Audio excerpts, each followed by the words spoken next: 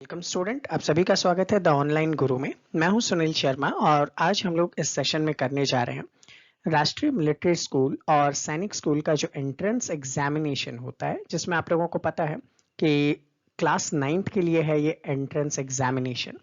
इसे हम लोग कंप्लीट करने जा रहे हैं और इसके लिए मैं आप लोगों को कुछ फ्री सेशंस अवेलेबल करवा रहा हूँ इम्पॉर्टेंट एमसीक्यू के। ये सारी इम्पॉर्टेंट एमसीक्यू जो हैं जनरल साइंस से रिलेटेड हैं।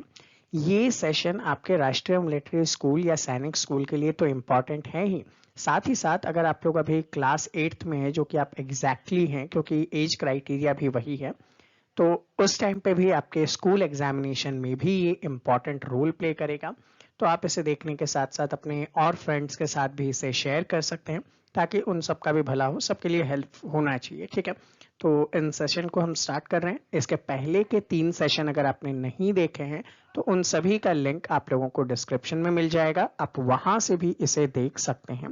ठीक है, इसी के साथ साथ आप चाहें तो मुझे इन वेरियस प्लेटफॉर्म पे फॉलो कर सकते हैं, आप चैनल को सब्सक्राइब कर सकते हैं, जिससे आप लोगों को इससे रिलेटेड जितने भी वीडियो एंड नोटिफिकेशन है वो मिलते रहेंगे। तो चलिए आज का सेशन स्टार्ट करते हैं। क्वेश्चन आपसे पूछा जा रहा है कि जो पार्शियल स्टेरिलाइजेशन है, ठीक है, किसी भी प्रोडक्ट का, जस्ट लाइक हम बात कर ले मिल्क की, जो कि हाई टेम्परेचर पे किया जाता है, इस पर्टिकुलर थिंग को हम लोग क्या कहते हैं। तो देखो, सबसे पहले तो आपको ये पता होना चाहिए कि कोई भी फूड आर्टिकल है, उन सभी पे क्या होते हैं कि क्या हो जाता है कि वेरियस बैक्टीरियाज उनके ऊपर आ जाते हैं। ठीक है, जिसके कारण क्या हो सकता है कि वो फूड आर्टिकल जो है वो खराब हो जाए। ठीक है, तो उन फूड आर्टिकल को बचाने के लिए, ठीक है, उन फूड आर्टिकल को बचाने के लिए क्या किया जा सकता है कि उनका पाश्चराइजेशन किया जा सकता है। ठीक है, तो यहाँ पे इस क्वेश्चन का आंसर क्या होगा, पाश्चराइजेशन होगा।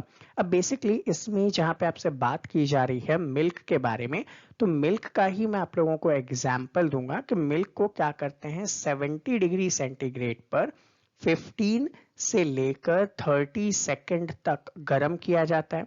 उसके बाद हम लोग क्या कर लेते हैं, इसको चिल्ड कर देते हैं।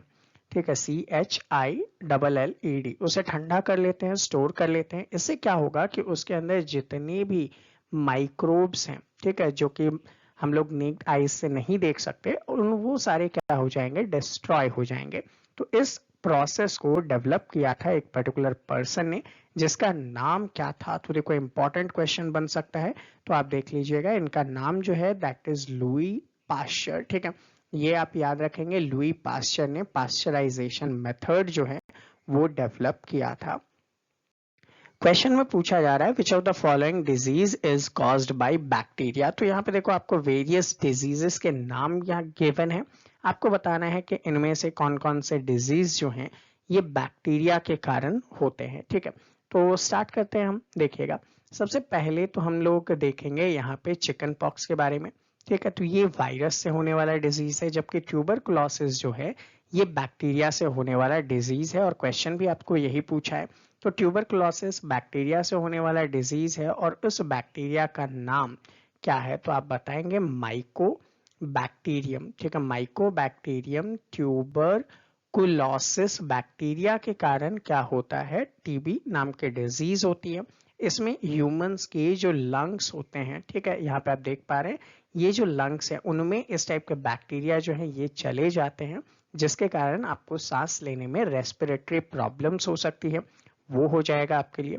नेक्स्ट अगर हम लोग बात करें डेंगू की, ठीक है, तो डेंगू जो है ये मॉस्क्यूटो के काटने से होता है। ठीक है, आप लोगों को इसके बारे में पता ही है, और मॉस्क्यूटो से फैलता है एक पर्टिकुलर, तो ये एक वायरल डिजीज है। ठीक है, नेक्स्ट पोलियोमेलाइटिस, यानी कि ये भी वायरस से होने वाला डिजीज है। ठीक है, इसमें आपके नर्व सेल डिस्ट्रॉय हो जाते हैं। तो ये सारे डिजीज के बारे में आप लोग ऑलरेडी पढ़ चुके हो। क्वेश्चन पूछा जा रहा है the process of drying wheat stack in the sun and then beating them to separate the grain is called. जैसा कि आप लोगों को पता है, जब ग्रेन डेवलप होता है, ठीक है, तो उस ग्रेन के ऊपर क्या होता है, एक लेयर कोटेड होती है। ठीक है, हम लोग क्या करते हैं कि इसे धूप में सुखाते हैं, देन आफ्टर उसे बीट करते हैं, जिससे ये जो लेयर है उससे ये ग्रेन बाहर आ जाए। ठीक है, तो इस प्रोसेस को कहा जाता है थ्रेसिंग। ठीक है, थ्रेसिंग आप लोगों ने पढ़ रखा है।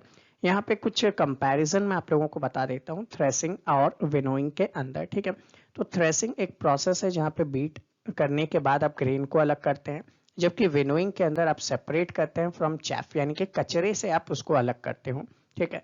जबकि थ्रेसिंग के अंदर आप लोग क्या कर सकते हो, हार्ड सरफेस में उसे बीट किया जाता है, जबकि यहाँ पे विंड का यूज करते हैं, हवा से वो जो भी कचरा है वो यहाँ से अलग हो जाता है, ठीक है। ये बेसिक इंपॉर्टेंस आप लोगों को इसके याद रखनी है। फूड एंड क्रॉप वाले चैप्टर में आपने ये सारा पढ़ा है। नेक्स्ट क्वेश्चन यहाँ पे आपसे पूछा जा रहा है कि आपको एग्रीकल्चरल जो प्रैक्टिस है उसे एक सीक्वेंशियल ऑर्डर के अंदर मैनेज करना है। तो आपके बुक में आपने ये पढ़ा ही है कि सबसे पहले हम क्या करते हैं, सॉइल को प्रिपेयर करते हैं। जब तक आप लोग सॉइल को प्रिपेयर नहीं करोगे, ठीक है, तो नंबर 5 पे है प्रिपरेशन ऑफ सॉइल। तो सबसे पहले हम क्या करते हैं, सॉइल का प्रिपरेशन करते हैं, और जब हम सॉइल को प्रिपेयर कर लेते हैं उसके बाद हम क्या करते हैं, उसमें सीड लगाते हैं, तो वो क्या है, सोइंग कहलाता है। That is number 2। सीड लगाने के बाद हम लोग क्या करते हैं, उसको पानी देते हैं। तो यहाँ पे हम काम क्या करेंगे, इरिगेशन करेंगे। और जब हम लोग इरिगेशन करते हैं, पानी देते हैं, तो उसके बाद क्या होगा, क्रॉप डेवलप होगा। और जब भी क्रॉप डेवलप्ड हो जाएगा तो डेवलप्ड क्रॉप को हम लोग क्या करेंगे, हार्वेस्ट करेंगे। तो यहाँ पे हार्वेस्टिंग हो जाएगा आपका। और हार्वेस्ट करने के बाद अब आप उस क्रॉप को पूरे ईयर लॉन्ग तक क्या करोगे, स्टोर करोगे। तो आपका जो सिक्वेंशियल ऑर्डर है वो क्या हो जाएगा, 5-2-4-1-3, ठीक है। तो यहाँ पे 5-4-2-1-3 याद मत रखना, यहाँ पे ये याद रखना कि सबसे पहले प्रिपरेशन ऑफ सॉइल होता है, देन आफ्टर सोइंग होता है, देन आफ्टर इरिगेशन, और इरिगेशन के बाद हम हार्वेस्ट करते हैं, देन आफ्टर आप बताएंगे कि स्टोरेज किया जाता है। क्वेश्चन में पूछा गया है कि साउंड प्रोपोगेट होता है मैक्सिमम किसके अंदर, तो ठीक है। तो यहाँ पे आपको ये पता होना चाहिए कि साउंड के प्रोपोगेट होने के लिए क्या चाहिए, एक मीडियम चाहिए। अब मीडियम किस किस टाइप में हो सकता है, तो देखो, एक तो मीडियम होता है सॉलिड, आपको पता है। एक मीडियम होता है लिक्विड, और आपको एक मीडियम पता है, दैट इज गैस, ठीक है। और एक चीज है जिसे हम लोग कहते हैं वैक्यूम, ठीक है। जब आप अर्थ के बाहर, अर्थ का ये जो एटमॉस्फेयर है इसके बाहर निकल जाओगे तो यहाँ पे क्या है, वैक्यूम है।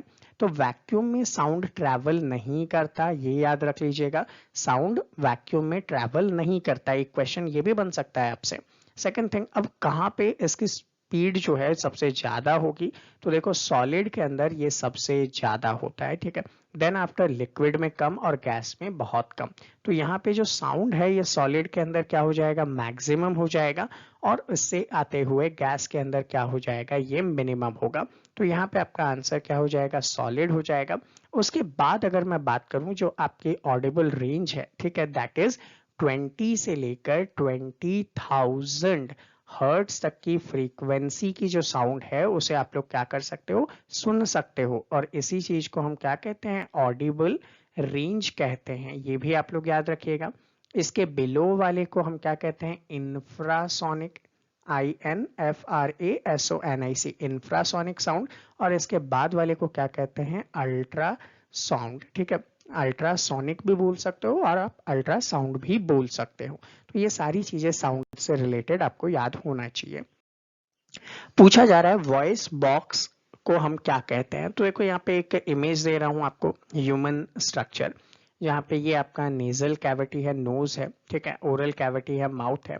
और यहाँ से जब अंदर की तरफ जाते हैं तो आपके नेक वाले पार्ट में ये पर्टिकुलर एरिया होता है जिसे हम लोग क्या कह रहे हैं, वॉइस बॉक्स कह रहे हैं।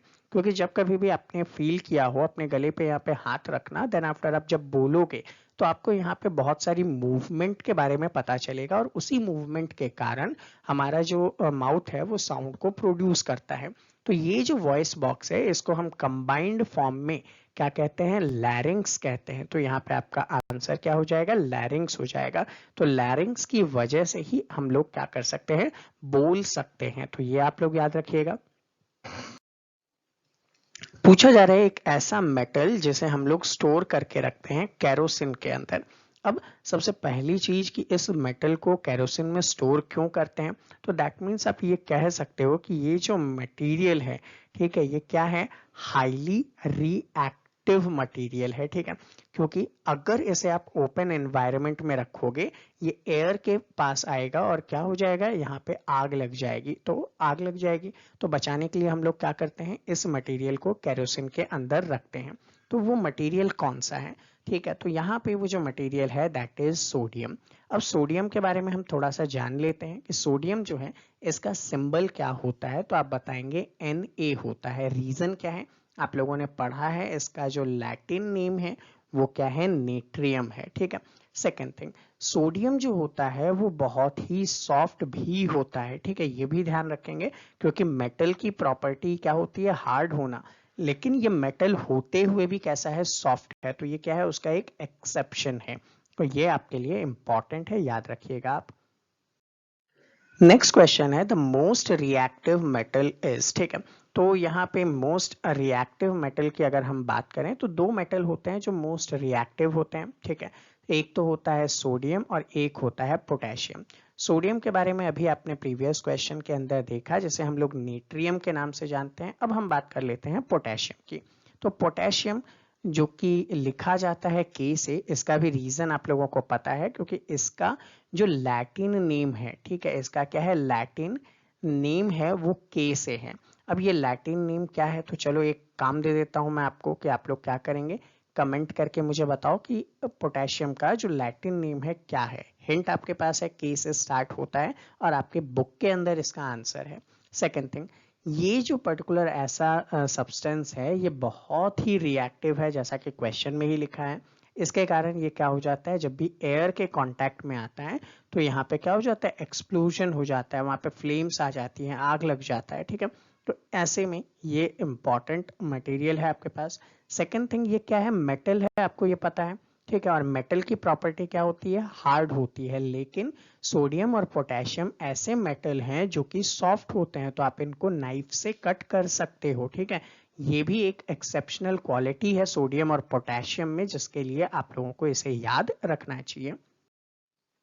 पूछा गया कि फौना किसे इंडिकेट करता है। तो देखो, आपके बुक में आप लोगों ने दो पर्टिकुलर टर्म पढ़ा होगा। एक टर्म आपने पढ़ा होगा फ्लोरा और एक टर्म आपने पढ़ा होगा फौना। अब देखो, इन्वायरमेंट में आप दो चीजें पढ़ते हैं। ठीक है, एक तो आप देखते हैं प्लांट और एक देखते हैं आप लोग एनिमल्स। ठीक है, बेसिक बेसिक कैटेगराइजेशन। तो फ्लोरा को बना दो फ्लावर। ठीक है, फ्लोरा को क्या बना दो, फ्लावर। फ्लावर किस में आता है, प्लांट में आता है। तो फ्लोरा किससे रिलेटेड, प्लांट से रिलेटेड। जबकि फौना किससे रिलेटेड, एनिमल से रिलेटेड। तो यहाँ पे फौना का आंसर क्या हो जाएगा, एनिमल हो जाएगा। क्वेश्चन पूछा गया कि nylon is prepared first in, यानी कि नाइलॉन को सबसे पहले कब प्रिपेयर्ड किया गया था। तो सबसे पहली इंपॉर्टेंट चीज तो ये पता होना चाहिए कि जो नाइलॉन है ये फर्स्ट कमर्शियली प्रिपेयर्ड, ठीक है, फर्स्ट कमर्शियली सक्सेसफुली प्रिपेयर्ड किया गया सिंथेटिक थर्मोप्लास्टिक है। ठीक है, थर्मोप्लास्टिक और थर्मोसेटिंग प्लास्टिक के बारे में मैं आप लोगों को ऑलरेडी प्रीवियस जो क्लासेस थी उनमें पढ़ा चुका हूं, आप लोग उसे देख लो, आपके लिए इजी होगा।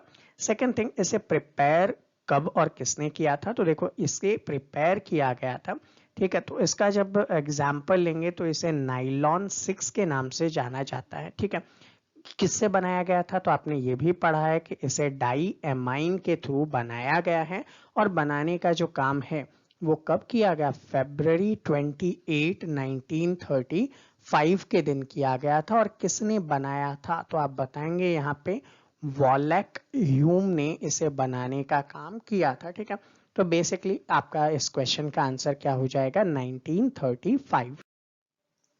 क्वेश्चन पूछा जा रहा है कि स्टार्स जो हैं ये अपीयर होते हैं किस डायरेक्शन में मूव करते हुए। तो अब सबसे बेसिक थिंग, आपको ये पता है कि अर्थ रोटेट करता है, स्टार नहीं रोटेट करता। ठीक है, तो ये हम एक एग्जांपल ले लेते हैं कि मिड में ये आपका सन है और आपको ये भी पता है कि सन इज ऑल्सो अ स्टार। ठीक है, अर्थ का सबसे नियरेस्ट स्टार इज सन। अब यहाँ पे अगर हम देखेंगे, ये जो अर्थ है ये रोटेट करता है अपने एक्सिस पे, 23.5 टिल्टेड है।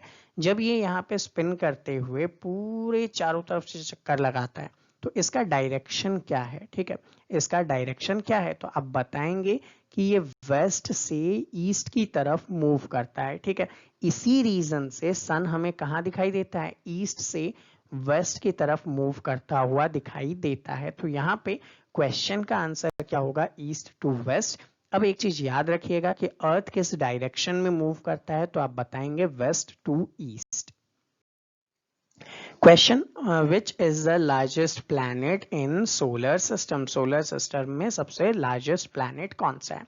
तो पहली चीज तो मैंने आप लोगों को बताया था कि सन से जो सोलर सिस्टम में प्लैनेट है उनके दो सीक्वेंस आप लोगों ने पढ़े थे। एक सीक्वेंस जो था उनके डिस्टेंस के अकॉर्डिंग, तो आप लोगों ने देखा था कि Mercury, Venus, Earth, Mars, Jupiter, Saturn, Uranus, Neptune है। ठीक है, इसको हमने याद करने की एक ट्रिक भी बताई थी कि my very efficient mother just serve us nut. ठीक है, अब यहाँ पे मरकरी हो गया, वीनस हो गया, अर्थ, मार्स, जुपिटर, सैटर्न, यूरेनस और नेपच्यून, ये तो किसके अकॉर्डिंग है? डिस्टेंस के अकॉर्डिंग है। लेकिन आपसे क्वेश्चन में क्या पूछा है? लार्जेस्ट। तो उस डायग्राम में आपने देखा था जुपिटर सबसे बड़ा है, तो यहाँ पे आपका आंसर क्या हो जाएगा? जुपिटर हो जाएगा। क्वेश्चन पूछा गया the shaking of earth is called. ठीक है, तो अब यहाँ पे अर्थ की शेकिंग के बारे में पढ़ते हैं। तो देखो, आपने ये पढ़ा कि अर्थ का जो अपर फॉर्म है, ठीक है, वो बना है प्लेट टेक्टोनिक के थ्रू। ठीक है, अब प्लेट टेक्टोनिक क्या है उसके बारे में हम सोचते हैं। जैसे लाइक आपने देखा कि ये हमारा अर्थ, और अर्थ के जो पार्ट हैं, जैसे लाइक क्रस्ट हो गया, मेंटल हो गया और कोर हो गया। ठीक है, ये रहा क्रस्ट, ये मेंटल है और ये है कोर। तो ये जो क्रस्ट वाला आउटर पार्ट है, यहाँ पे क्या है? बहुत सारी प्लेट्स हैं। मेजरली हम लोग इनको 7 प्लेट्स के नाम से जानते हैं। ठीक है, अब जब कभी भी ये जो प्लेट्स हैं, सपोज करता हूं मैं यहाँ पे ये एक प्लेट है और ये एक प्लेट है, जब कभी भी ये दोनों प्लेट एक दूसरे की तरफ मूवमेंट करें, जब दोनों ये प्लेट एक दूसरे के अपोजिट चले जाए, कोई प्लेट नीचे या कोई प्लेट उसके ऊपर आ जाए, तो ऐसी कंडीशन में अर्थ में शेकिंग फील की जा सकती है, और इसी को हम लोग अर्थक्वेक के नाम से जानते हैं। ठीक है, तो ये जो पर्टिकुलर थिंग होता है उसके पीछे रीजन क्या है? सिस्मिक वेव्स होते हैं। ठीक है, सिस्मिक वेव्स होते हैं जिसके कारण आपको ये शेकिंग पता चलती है अर्थ के ऊपर। क्वेश्चन पूछा गया cloning is a mode of. ठीक है, तो अब क्लोनिंग क्या है? तो देखो, बेसिकली अगर हम बात करें, आपने ये सेक्सुअल और सेक्सुअल रिप्रोडक्शन के बारे में पढ़ा होगा। आपने ये पढ़ा कि जब सेक्सुअल रिप्रोडक्शन होता है तो यहाँ पे जो पेरेंट होते हैं, ठीक है, these are two different parent that are male and female, but in asexual reproduction there are only parent, that is one parent। ठीक है, तो जब कभी भी एक ही पेरेंट से उसके जैसे फॉर्म किए जा सके यंग वन, जैसा कि यहाँ पे आप देख पा रहे हैं, तो it is known as cloning. ठीक है, it is known as cloning. और सबसे पहला जो क्लोनिंग था दैट वाज डॉली। ठीक है, डॉली द शीप जिसकी क्लोनिंग की गई थी, ये क्लोन एग्जैक्ट अपने मदर की तरह ही दिखती है। ठीक है, तो ये रिप्रोड्यूस की गई थी throughout asexual reproduction. Question पूछा जा रहा है the cell formed after fertilization is called.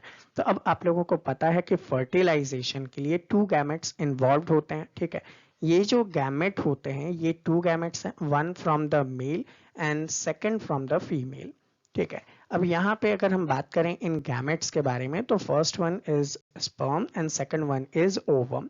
whenever these two fuse, वहां पे क्या फॉर्म होता है? that was formed as zygote। ठीक है, तो आपका यहाँ पे क्वेश्चन क्या हो जाएगा? zygote हो जाएगा। तो और this process is known as fertilization. Question पूछा गया मेल हार्मोन्स इनमें से कौन सा है? तो देखो, बेसिकली यहाँ पे वो हार्मोन जो कि मेल्स के सेक्सुअल कैरेक्टर्स के लिए रिस्पॉन्सिबल होता है, that is known as testosterone. Question में पूछा गया थायरॉक्सिन प्रोड्यूस किया जाता है, किस ग्लैंड से प्रोड्यूस किया जाता है? तो आप लोगों ने एक पर्टिकुलर थिंग पढ़ा है दैट इज हार्मोन्स। ठीक है, और हार्मोन्स जो होते हैं वो डायरेक्ट ब्लड स्ट्रीम में सीक्रेट किए जाते हैं through out the different organs. ठीक है, अब इनमें से जो हार्मोन ग्लैंड्स हैं, ठीक है, उनमें से अलग अलग ग्लैंड्स अलग अलग हार्मोन्स को सीक्रेट करता है। ठीक है, फॉर एन एग्जांपल टेस्टिस से टेस्टोस्टेरॉन सीक्रेट होता है, थायराइड ग्लैंड से थायरॉक्सिन जो है वो सीक्रेट होता है, एड्रिनल ग्लैंड से एड्रिनलिन हार्मोन सीक्रेट होता है, एंड पिट्यूटरी ग्लैंड से human growth hormone and other various hormones जो है वो सीक्रेट होते हैं। ये सारे हार्मोन्स ह्यूमन बॉडी फंक्शंस को कंट्रोल करते हैं तो यहाँ पे ये इंपॉर्टेंट है आपके लिए। थायराइड ग्लैंड के बारे में अगर आपसे बात किया जाए तो ये जो पर्टिकुलर ग्लैंड है ये आपके नेक में अवेलेबल होता है, ठीक है। अब इसके थ्रू जो हार्मोन निकलता है थायरॉक्सिन, ये आपकी बॉडी में कैल्शियम और फास्फोरस के लेवल को क्या करता है, कंट्रोल करता है, ठीक है। अगर आपके बॉडी में नहीं हो तो आपके बॉडी में एक डिजीज हो जाएगा, जहां पे मैंने प्रीवियस सेशन में बताया कि जो नेक है ये स्वेल आउट होके बड़ा हो जाएगा। उस डिजीज का नाम आप लोग कमेंट करके बता दो, ठीक है। कमेंट करो कि अगर आपके बॉडी में आयोडीन नहीं होगा, ठीक है। एक और हिंट दे रहा हूं, तो आयोडीन की डिफिशियंसी से कौन सी डिजीज आपको होती है। क्वेश्चन पूछा गया कि ग्रीन हाउस गैस क्या है। तो देखो, सबसे पहले हम इसको समझते हैं कि ग्रीन हाउस है क्या। अर्थ के चारों तरफ एटमॉस्फेयर और ये सन से क्या होती है, हीट वेव्स अर्थ की तरफ आती हैं। जो अल्ट्रावायलेट रेज है वो तो यहाँ पे जो ओजोन लेयर है वो इसे रोक देता है। बाकी जो हीट अर्थ पे आई, ठीक है, ये रेडिएशंस जब अर्थ पे टकराती हैं तो ये रिफ्लेक्ट हो जाती हैं, ठीक है। लेकिन अर्थ में जब हम लोग क्या करें, ग्रीन हाउस गैसेस जो कि कार्बन डाइऑक्साइड हुआ, मीथेन हुआ, नाइट्रस ऑक्साइड हुआ, ये क्या हो, एक्सेसिव क्वांटिटी में अवेलेबल हो तो ये हीट वेव्स वापस नहीं जाती अर्थ के बाहर और अर्थ पे वापस आ जाती है। इससे क्या होता है, अर्थ का जो टेम्परेचर है वो बढ़ जाता है, ठीक है। इससे क्या होगा, अर्थ का टेम्परेचर बढ़ जाएगा। तो इस इफेक्ट को बोला जाता है ग्रीन हाउस इफेक्ट। अब इसके लिए रिस्पॉन्सिबल, तो देखो मीथेन भी रिस्पॉन्सिबल है, नाइट्रोजन से रिलेटेड भी रिस्पॉन्सिबल है और कार्बन डाइऑक्साइड भी रिस्पॉन्सिबल है। लेकिन ये सिक्वेंशियल ऑर्डर याद रखो, सबसे ज्यादा रिस्पॉन्सिबल कौन, कार्बन डाइऑक्साइड। तो आप किसे चूज करेंगे, कार्बन डाइऑक्साइड को। अगर ऑप्शन में कार्बन डाइऑक्साइड नहीं होता तो आप किसे चूज करते, मीथेन को करते, ठीक है। तो ये चीज आप लोग थोड़ा सा ध्यान में रखेंगे। पूछा जा रहा है पेनिसिलियम क्या है, ठीक है। तो देखो, आपने ये पढ़ा होगा कि पेनिसिलियम जो है ये एक टाइप का फंगस है, फंगल प्लांट है, और इसी का यूज करते हुए हम लोग क्या करते हैं, एंटीबायोटिक बनाते हैं, ठीक है। पेनिसिलिन का यूज करते हुए एंटीबायोटिक बनाते हैं और ये मलेरिया में यूज किया जाता है, ठीक है। तो ये भी आप लोगों ने पढ़ा है। आंसर क्या है, फंगस। क्वेश्चन पूछा गया मशरूम क्या है। तो इस टाइप के अपने प्लांट्स देखे हों, प्लांट के प्रोड्यूस देखे हों जिनको हम लोग खाते हैं, ठीक है, कई बार आप लोगों ने देखा हो। तो ये जो मशरूम्स हैं ये क्या है, तो ये फंगस हैं, ठीक है, ये फंगस हैं। तो आपका आंसर क्या हो जाएगा, फंगस। तो स्टूडेंट, ये था हमारा आज का सेशन। आई होप आप लोगों ने सभी चीजें इजीली समझी है। फिर भी अगर कोई डाउट या क्वेरी है तो आप कमेंट कर सकते हैं। मुझसे जुड़ने के लिए आप इस नंबर पे कोई भी क्वेरीज हो तो व्हाट्सएप पे ड्रॉप कर सकते हैं, ठीक है। विद इन 24 आवर आपको इसका रिप्लाई मिल जाएगा, ठीक है। सबसे फर्स्ट थिंग आप ये ध्यान रखिए कि जब आप मैसेज करते हैं तो उसके बाद एटलीस्ट पेशेंस रखें 24 आवर्स का, क्योंकि विद इन क्लास जब आप डिस्टर्ब करेंगे तो वो रिप्लाई करना पॉसिबल नहीं है, ठीक है। आप मुझे इन पर्टिकुलर प्लेटफॉर्म पे फॉलो कर सकते हैं, इन सभी का लिंक आप लोगों को डिस्क्रिप्शन में गिवन है। तो मिलूंगा मैं आपसे अगले वीडियो में, तब तक के लिए जय हिंद। वीडियो को ज़्यादा से ज़्यादा लाइक करो, अपने क्लास ग्रुप्स में शेयर करो, उनको बताओ कि कितने यूजफुल सेशंस हैं ये।